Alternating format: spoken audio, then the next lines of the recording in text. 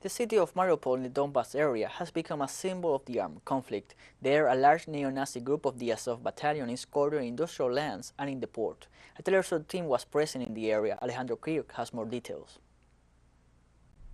In Soviet time, the port city of Mariupol on the Black Sea was named after Andrei Zhdanov, a Bolshevik leader born here. These buildings are typical of that time, when housing was a social priority of the state. With accelerated serial construction and plant services, the main goal was to ensure shelter for all, rather than aesthetic details. It was the simple, egalitarian life in the land of the Soviets. Many of these buildings are now destroyed or burned down during the offensive of the Donetsk People's Militia and Russian forces against the Ukrainian militia infiltrating the houses. Fighters of the neo-Nazi Azov group barricaded themselves in these buildings with firing points, using civilians for protection. Many residents have left the city, 150,000 according to the Russian command. For those who remain, life is extremely hard. The violence has driven them into the cellars, with the guns roaring day and night. Svetlana's baby sleeps peacefully in the darkness, oblivious to everything that is happening around him. His mother takes care of him.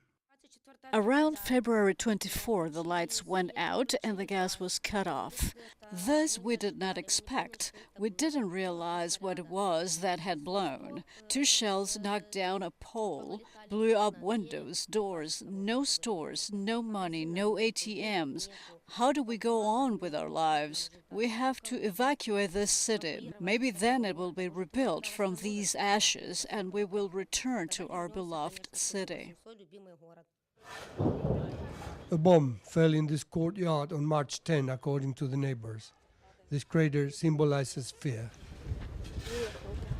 For some, it doesn't really matter who is to blame. What counts is this: the destruction of their homes and perhaps their lives.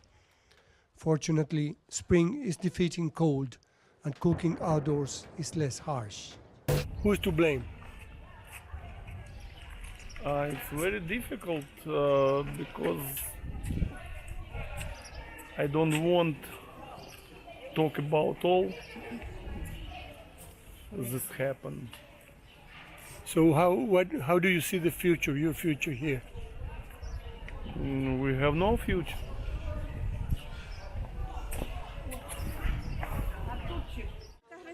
They are simple people. War always has that immediate devastating effect on everything. Nothing is the same. Everything deteriorates along with the destroyed cars, the collapsed buildings, the blown up trees.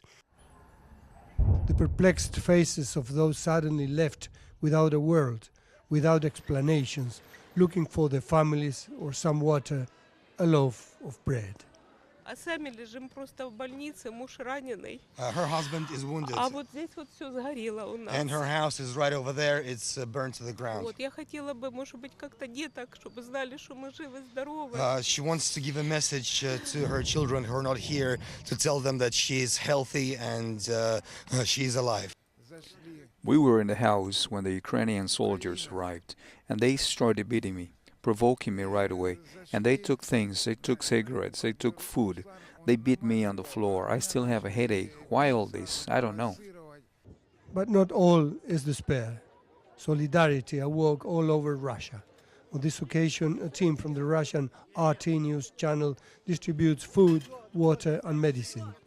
This is what they told us. We've been traveling to Mariupol from Donetsk almost on a daily basis. We've been delivering humanitarian aid, medicine, bread, food, water, anything that they need. People here, they've been living in shelters for more than a month already. No electricity, no communication, no food, nothing absolutely. And as you can hear, shelling is still taking place. And, I'm spending everything I can here, my own money, my friends' money, and because the situation is very dire. And beyond everything, there are also those with full clarity of thought. Like this gentleman, former serviceman of the Soviet army, desperate to fight the Nazis. I am a high-caliber mine clearing specialist. If you need my expertise, I'm ready at any time to provide any kind of help, guidance, or advice. Azov would not let people out. No one was allowed to leave here. We were a live target that they were defending themselves with. We knew that Russia was not going to attack that hard, and we felt humiliated. You will see that on our floor we have more than 1,000 people saved. Russia acted professionally in the attacks, otherwise no one would have survived. Constant shelling is the framework of every trip to Mariupol, a symbol city and now a pilgrimage site for reporters. When cannons fall silent, it will be the beginning of a new life. Cristian Inostroza and Alejandro Kirk, teleSUR, Mariupol, Donbass.